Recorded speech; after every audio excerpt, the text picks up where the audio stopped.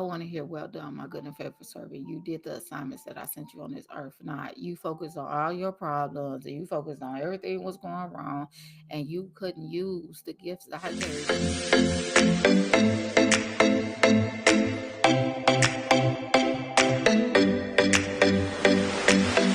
you. Welcome to the Breakthrough Podcast with your host, Reba, a podcast motivated to help survivors of trauma heal and focus on their full potential.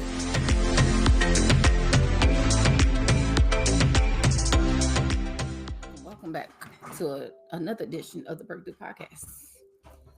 Thank you for my new subscribers and thank you for the people that have been here. I promise you, I fixed this I fixed this screen every time and it's still off. But anyway, thank you for my new subscribers. Thank you for the people that's already here and the people that's listening. I got a couple of new subscribers, so I'm so excited about that. And I was just going to get right into the podcast. First of all, Mother's Day. Mother's Day was last week. So my Mother's Day was very, very beautiful. It's kind of the best Mother's Day I had in a long time, only because I got to spend with my mother-in-law and because she has been in the hospital over the last month. I talked to her a week before Mother's Day, and we talk every day, like we usually text every day. But I ended up calling her and then telling her that I was going to come for Mother's Day, and she was letting me know that she was in the hospital. So pray for my mother-in-law because she got some health issues she got going on, but God is going to break her through. But I went to her house. Many kids went to go see her, and we had a great, great, great time. Um, so I'm happy about that. Of course, my husband was working, so that's every Mother's Day for some reason. But with that being said, Mother's Day was good. Mother's Day itself was good. I had my kids for the weekend. We didn't do much. I pretty much relaxed and chilled in the house because I just didn't want to do a lot of stuff. And then I think the week before was my son's prom. That was a lot. And he still got the senior prom, which I told y'all last week. So this was his junior prom, and he was everything worked out great and amazing. So that was pretty much the update about me and what's going on. Today I have a question because I think I'm gonna ask a question, then I'm gonna answer it in my own way, but then I have a question for you guys to answer. So my question technically is, what would you do if you had to be an advocate for someone that was in a lesser position or a couldn't speak up for themselves, couldn't talk for themselves, and couldn't? What would you do? One, would you just walk away, or would you interject, or would you just say, um, it's either one, interject, or would you get to the point and say, I'm going to interject and I'm going to be an advocate that had nothing to do with you. And I think I need to put the scenario around it. It's a solution and scenario of what had nothing to do with you, a situation that had nothing to do with you, but you realized a problem and you wanted to solve and bring a solution to it. So I asked that question because that happened to me. Now, let's do a little backstory. Something about me. Y'all should know. I am an advocate for kids. I'm an advocate for kids, young kids. I feel like God has me in a place that I'm doing this, not just this, but my podcasting and my coaching and whatever He has for me in the future to help. So I am a service based area, but I'm also in the realm of helping people that need help when I see it's a problem. I've always been like that. There's something about me. I will always be like that. But I have a heart for kids, and kids meaning I work at a school, as you know, and I work in the school go up to fifth grade, but I work with K 2 3. But the school, all the kids know me, the fourth, fifth graders. I know some, I don't know or most of the fourth or fifth graders, but I know some. They love me or whatever. And I just have a heart for all kids, meaning I am the person or the parent or the person that you will work in a job and say, oh, that's the bad kid. Well, I want the bad kid. Give me the bad kid, because the bad kid that you call in bad, and it's this why I hate labeling kids. This is why I hate kids getting labeled. It's because when you say bad kid, that means that they put a label on them that they're bad. The kid hears that they bad. So of course the kid is going to react or act out that they're bad. What I do, and what I like to do is find out what the issue is, because of what my background is trauma and domestic violence.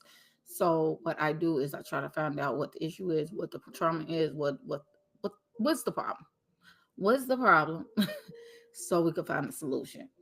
I also feel that every person, every kid do something for a reason. It's not just because they bad or they want to, or so usually I'm the person that finds out. I want to find out. With that being said, I am a mother of two. So I have a 17-year-old and a 7-year old, which my kids are, if I was to say blessed, I am blessed because I don't have really big issues with my kids. Both of my kids get good grades. Both of my kids are good, mannerable kids. They're very respectful to other people just as well as me because they know I'm not having it. But I don't have I didn't get um, disruptive, malmannered, the behavior issues. And that's a blessing. And most people don't think that, but it is a blessing when you don't have that. My son is 17, and like I've been explaining a lot, I didn't go through that. The bad 17, like I didn't go through all that.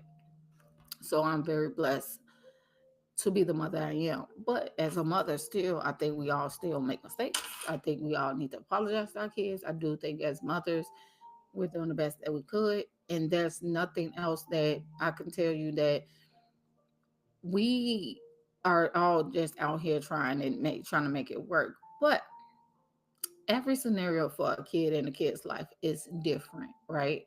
So when you see a child that's acting out, reacting, or doing something that's out of the normal that you wouldn't call normal, then sometimes you have to step in. You have to do the things that you need to do. Sometimes, as me being a teacher, a reading teacher, I check my kids. Sometimes they be knowing Miss Hobbs don't play. Okay, but at the same time, there is love in that checking, and there is discipline in that checking, and there is uh, commitment in that checking. Meaning, I'm committed to follow through, but at the same time, committed to showing them that I'm doing this for a purpose, and you're here for a purpose, and your education is very important, and this is what I want you to do. Okay.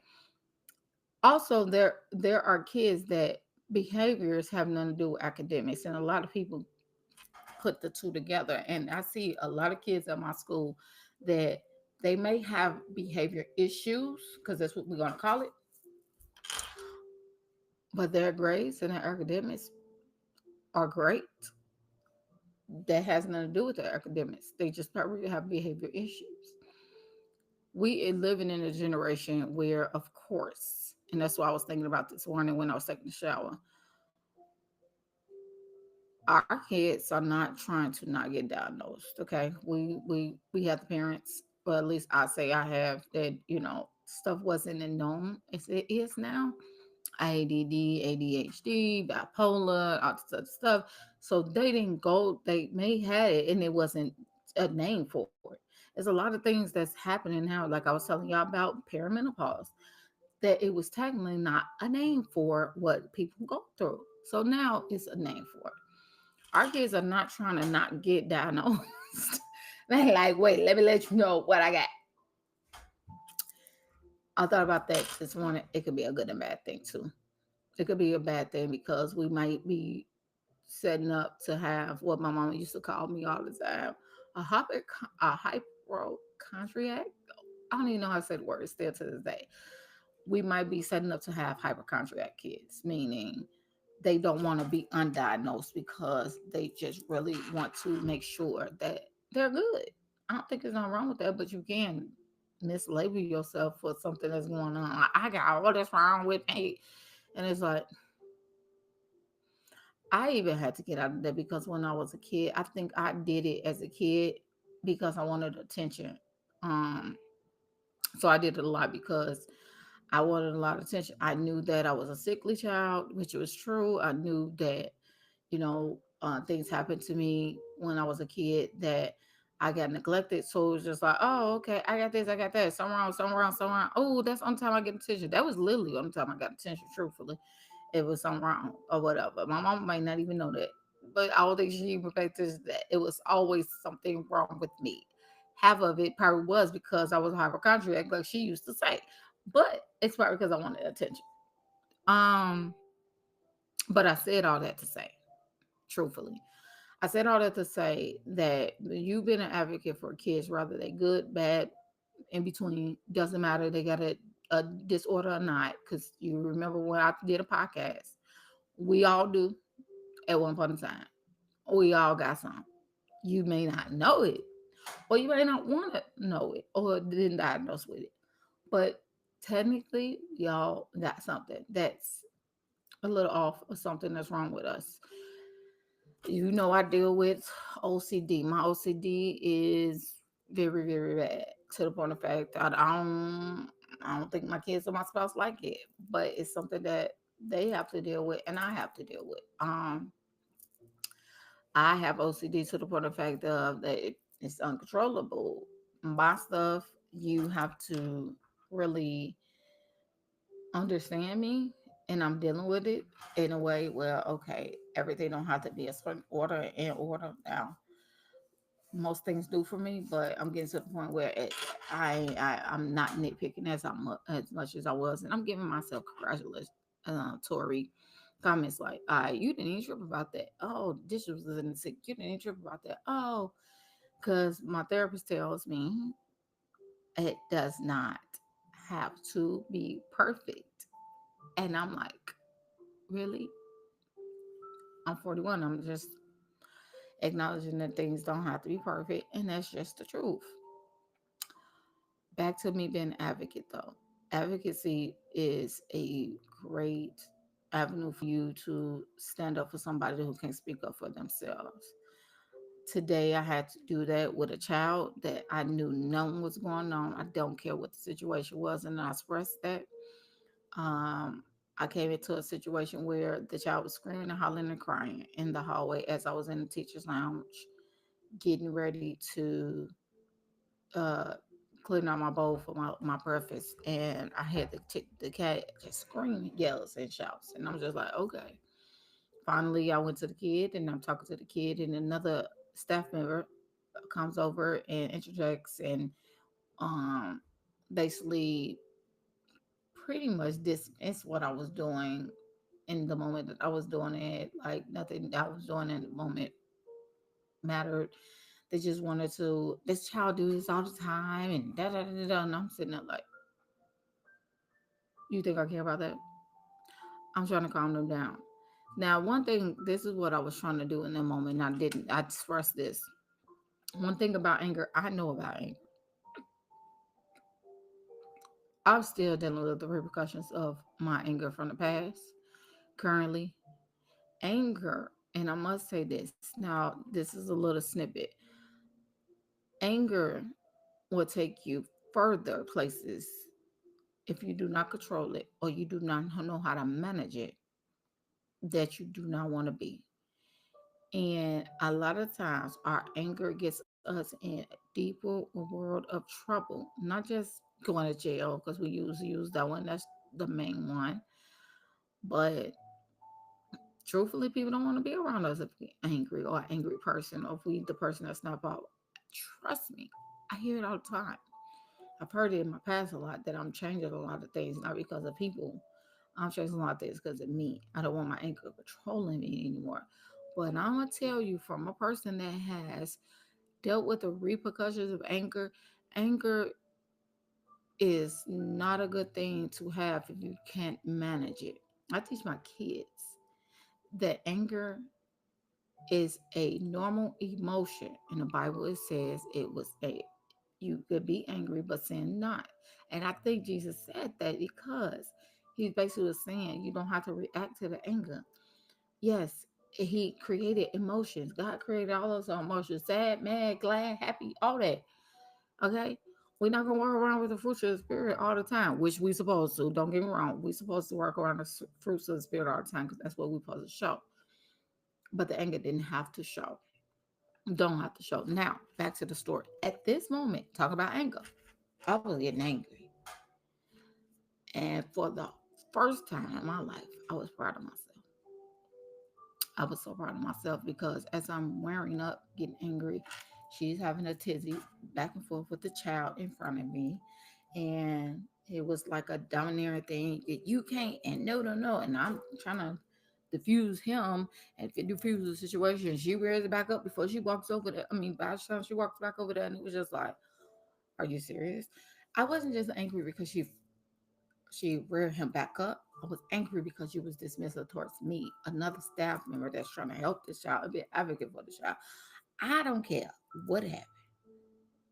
Truthfully, just gonna be real, because that's not what I'm here for.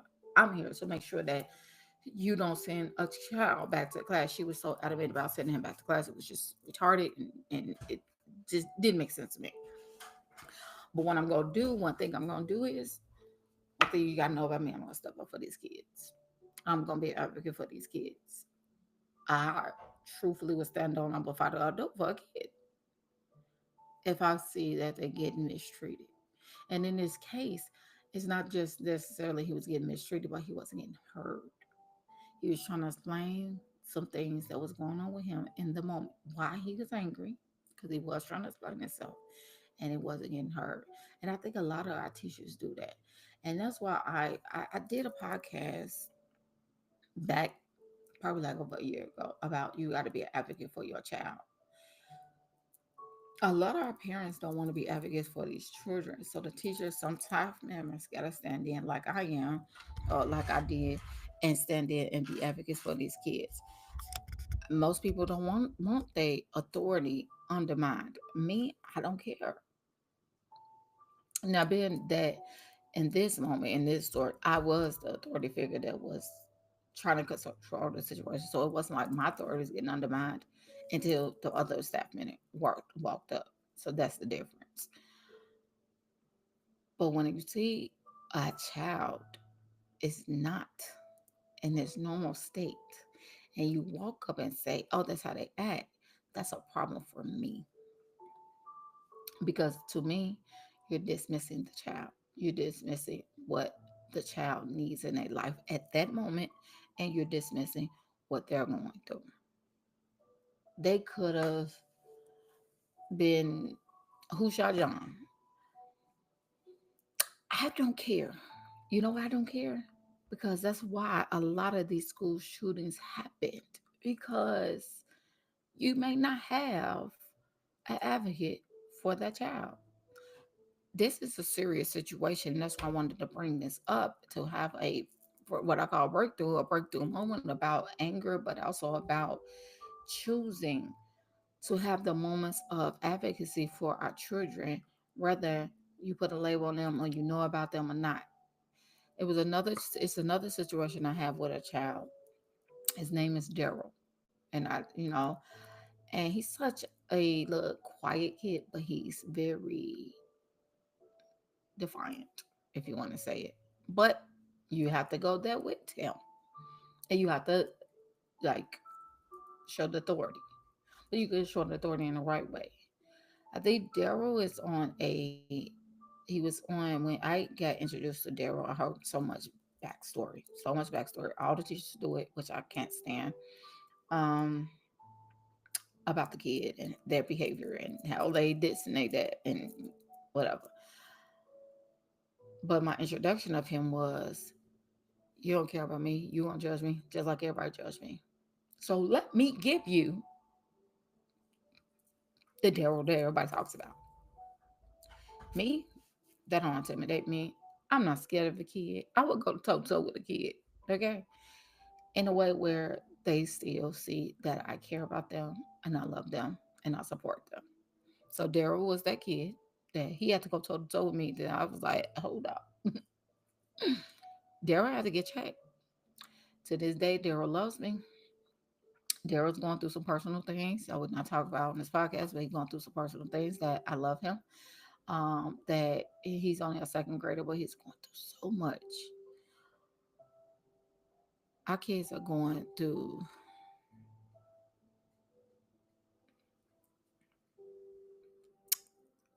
so much in their lives that we think as adults we come to work, and I'm tearing up, but it's okay.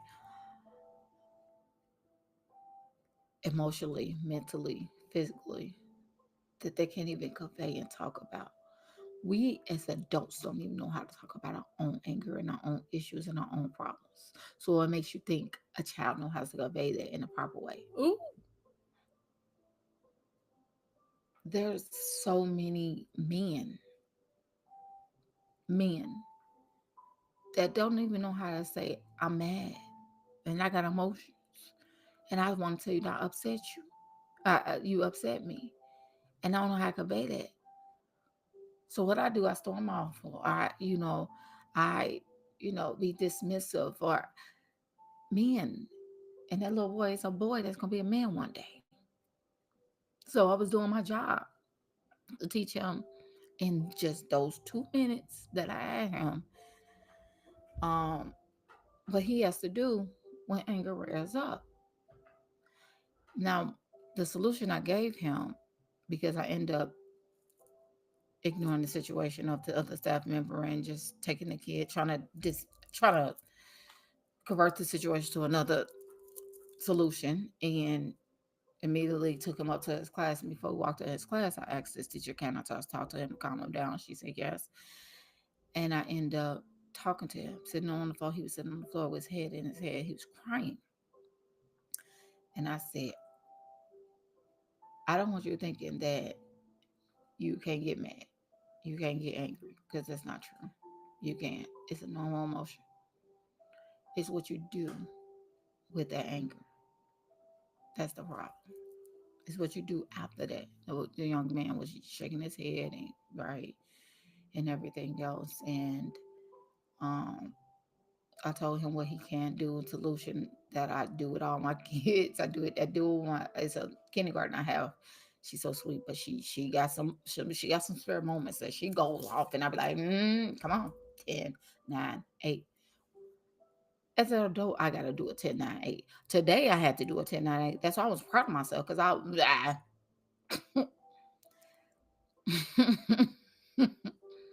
had to do a 10, 9, 8 in that moment. And I told him to do a 10, 9, 8. My other students, teach them that you could communicate without yelling respectfully. Sometimes I have to check them and be like, who you talking to?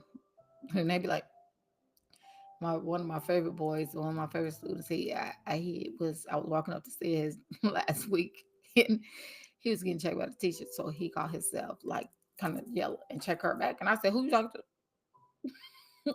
And he was like, put his head down. That's the respect and authority they have for me.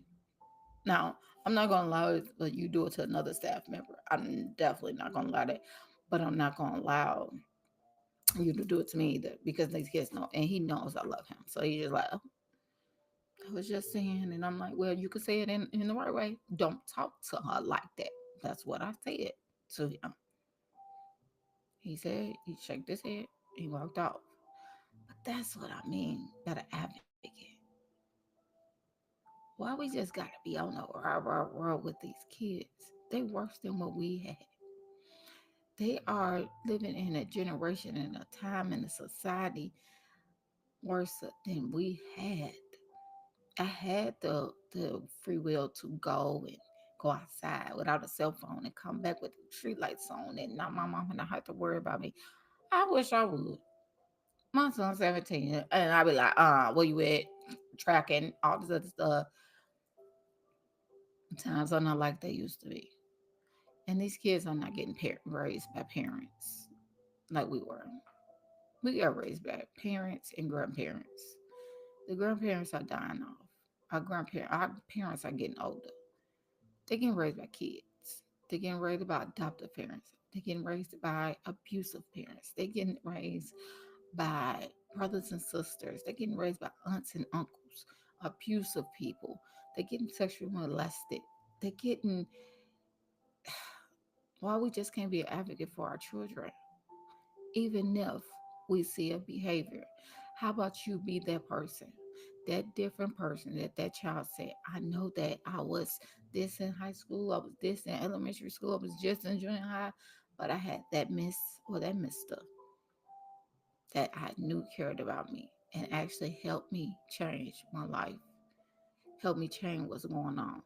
Because school is a big part of their life and their education. Yes, it's a big part of their life, but that's just a part of their life because they go to school for 8 to 9 hours.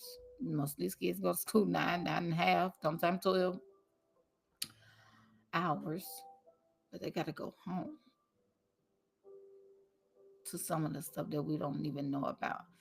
9 times out of 10, it's more of a bad environment. Out of all the kids that you may have, 400 kids in that school, about 40% of them are going home to no food, abuse, neglect, molestation. Put your foot. Always think about put your shoes on that foot of that kid. You don't know what's going on. If you just take 2 minutes and find out what's going on, ask the right questions. And even if I don't want to talk, just say, okay, I'm sitting right here with you. There's been times kids don't want to talk, but they remember that I cared. They remember that I was their advocate. I don't know what um, in this season that God has me and what He's placed in me, but I know that in this season, I got a confirmation yesterday on some things that's about to happen for me in this season. I'm in a waiting period of this season, and I'm patient. I'm trying to be patient with what God is trying to do in my life, truthfully.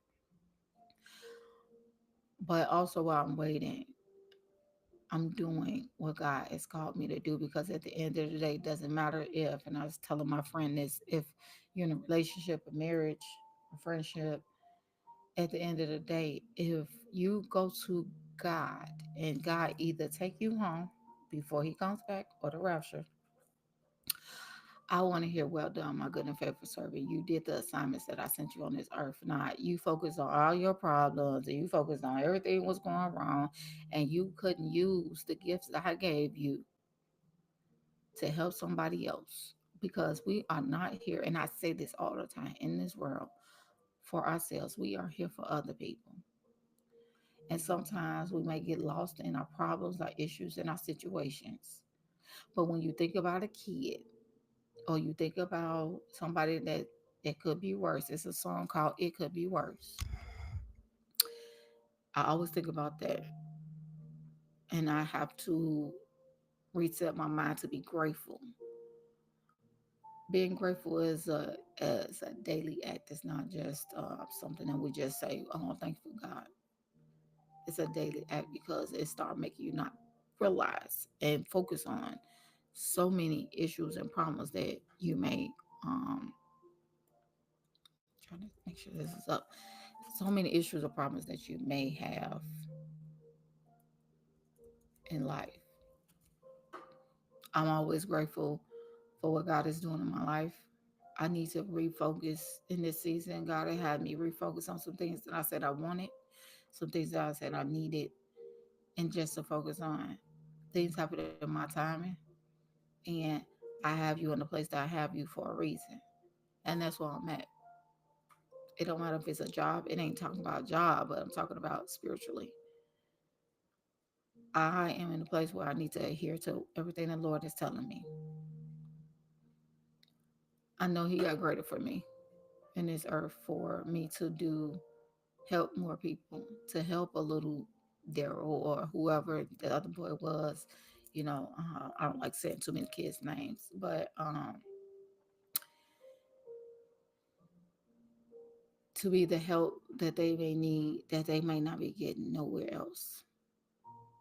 I don't care if God take me home tomorrow. Do you hear me? Tomorrow. I want to make sure that I did everything that the Lord is telling me to do on this earth to one, show and be Christ like. That's why I talk about that anger. Because if I was to rear up the way I wanted to rear up,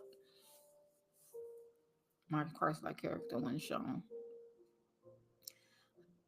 But to in those diffusing moments, in those moments that we're not perfect, in those moments that we're not all together in a Christian, acting like a Christian, or showing that we know that God said, okay, you can do better. Try again tomorrow. If you give me one more day, I can try again tomorrow and do better. That's where I'm at in my life right now. I only can do what I can do for right now and let God handle the rest. I leave you, Lord, with this. Like I always say, like every man be a man and that let every man be a liar and God be God. And I say that because men are who they are. That's why God died for our sins. Christ died for our sins. God sent his son, Jesus, to die for our sins. Let's correct that. And God is the truth, the way, and the life. So I said that to say, pray for me as I pray for you. I'm going through some things, but God is helping me in this beautiful season of refocus my life of where I need to be. Thank you for listening. I hope you enjoyed this podcast. Please like, share, and subscribe. If it meant something to you, let me know. Oh, another thing, my brother said that people leave a message on the thing. I do not get the messages. If you like it, share, and subscribe, or you listening, you can personally message me.